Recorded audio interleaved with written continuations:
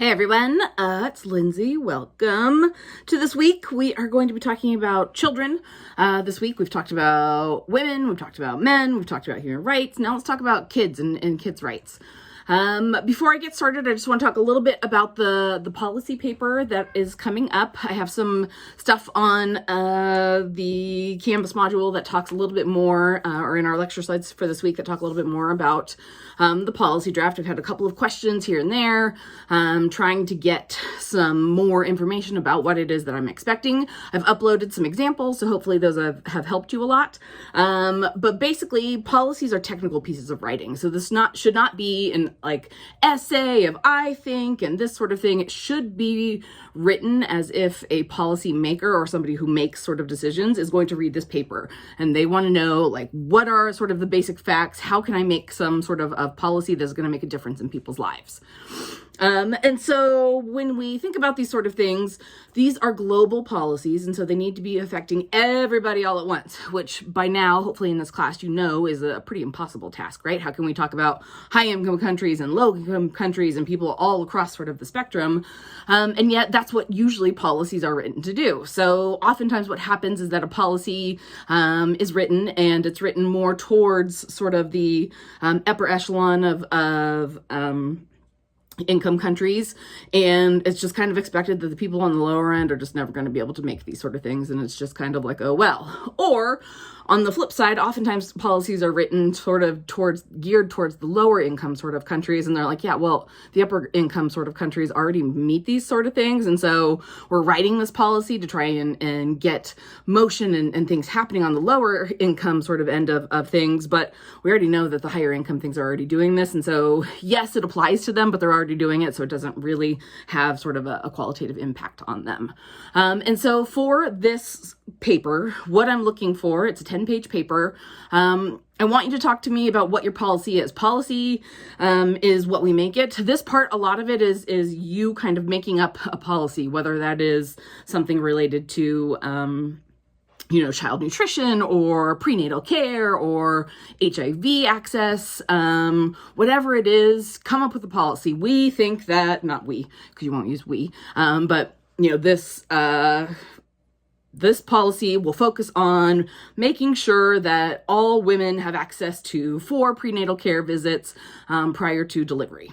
Whatever, something like that, okay? What are the intended positive outcomes? So what do you hope this is going to achieve? We hope that we have better at birth outcomes, right? We hope that we have more people or less maternal mortality rates.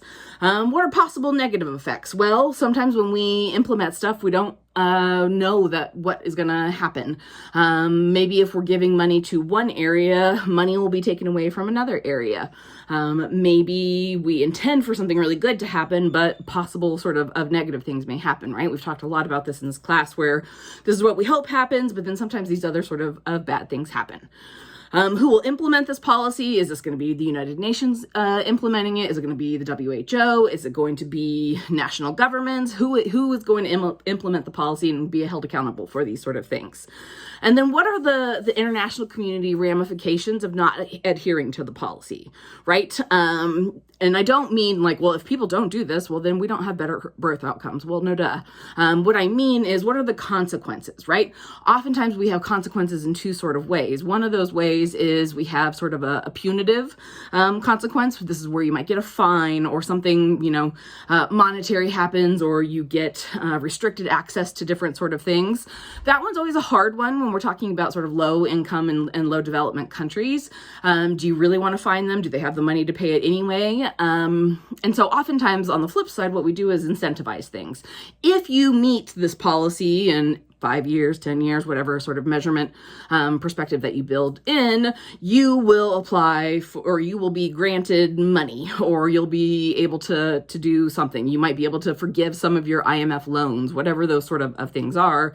And so that's an incentive. Incentives generally work better than sort of consequences and penalization, but you can go either way in those sort of things. And so thinking about how do we make sure that we get people on board and adhering to our policy, we have to give them some sort of motivation to do it or some sort of consequence if they don't do it.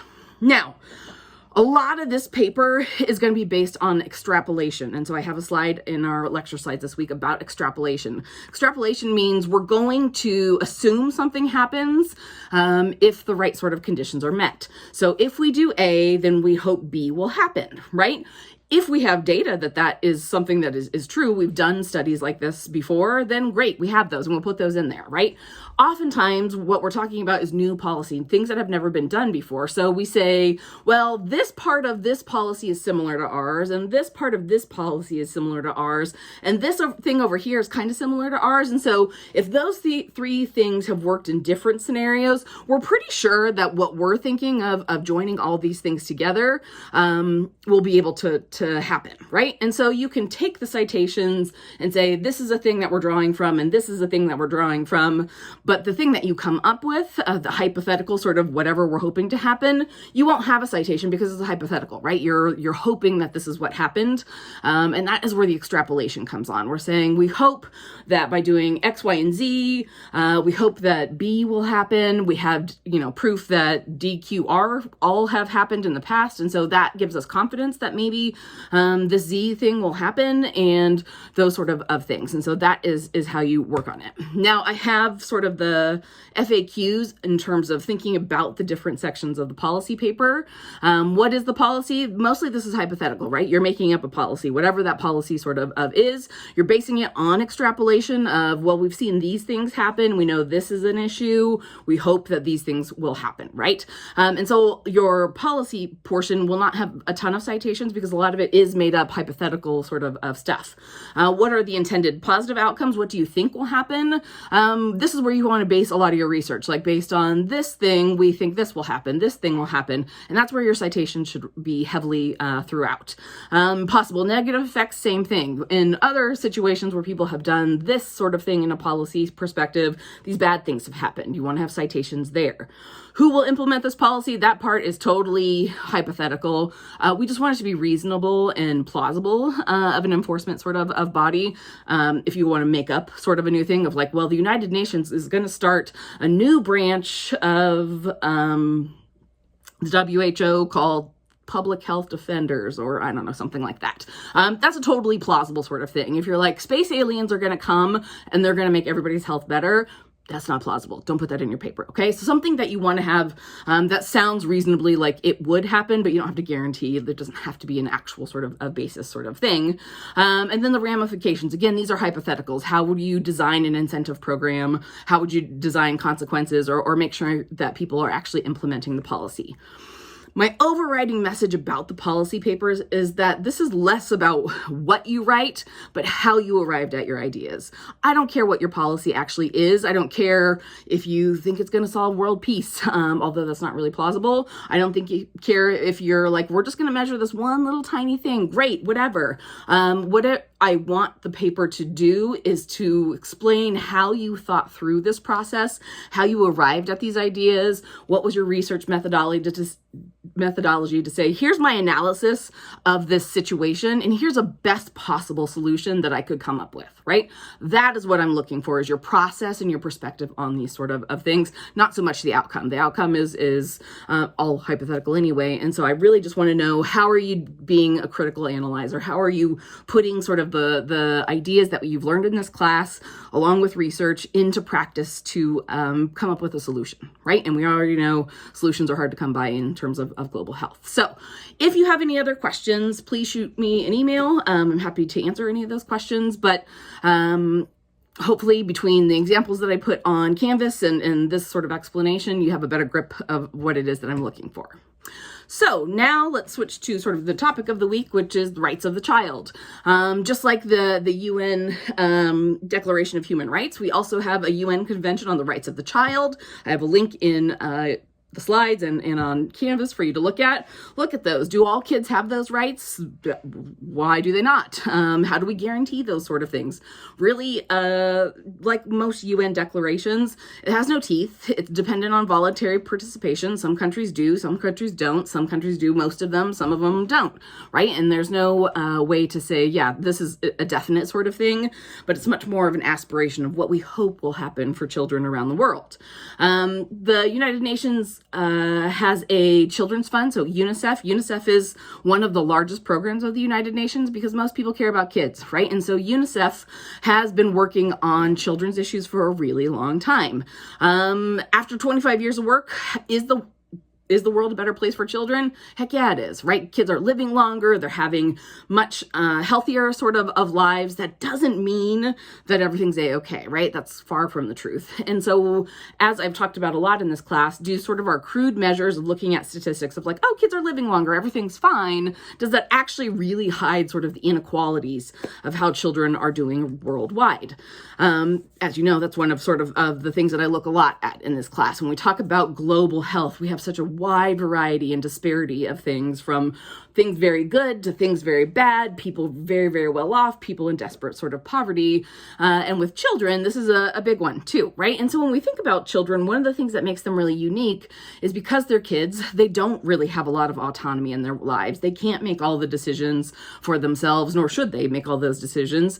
And so somebody's making them for them. Can we always trust that parents are going to do the best interests for their children? Well, we hope so, right? We hope that people become parents because they want to be parents and they want to do good things for their kids, but we also know some people are kind of buttheads. And so they don't always do the right thing for children, for their own children, or for other people's children, right? And when we think about kids, what we have to remember is that kids' brains are not fully developed. We know based on sort of brain studies and other sort of things that your brain doesn't stop developing until you're about 25, right? So even when you're in your 18 to 22 sort of college age sort of stuff, still technically your brain is still growing and learning. And so if we're talking about kids that are 6 or 10 or 15, their brains are really far from being fully developed.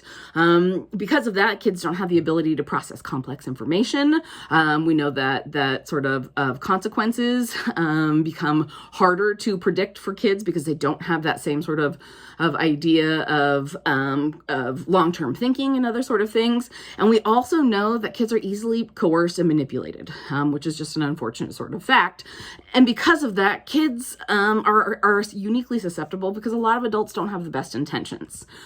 So that brings me to sort of this week's focal point, which is about child soldiers. Again, as I said, I like to think about sort of the disparities and the inequalities between kids at the top and kids at the bottom.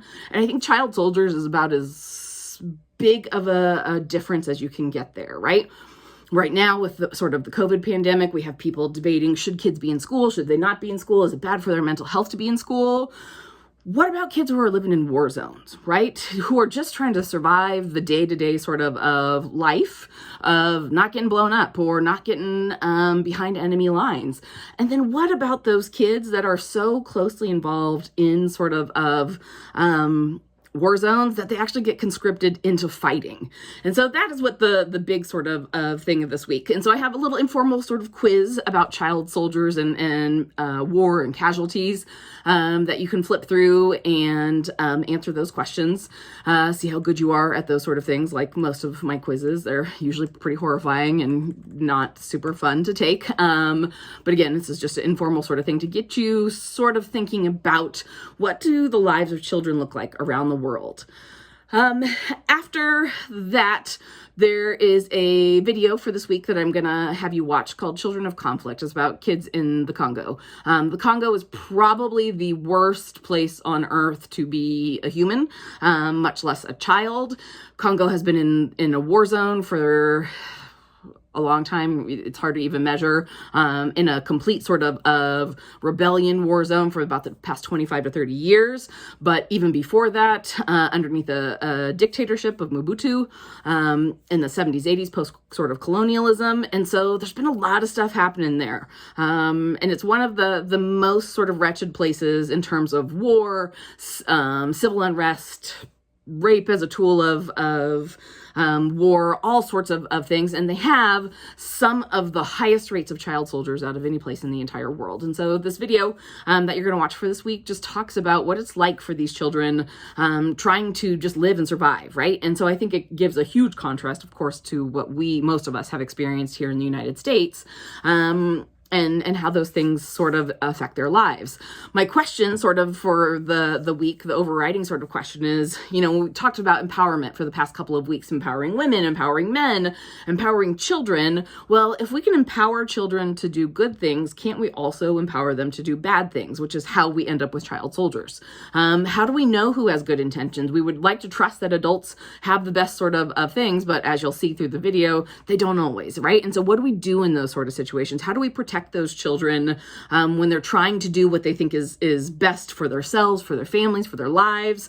And clearly, sort of from an outsider's perspective, none of this stuff is really good. And so I think there's some sort of things to just think about this week. If we want children to be empowered, great. But if we don't want them to be, can't we just fully stop them? Can only children be empowered if we let them?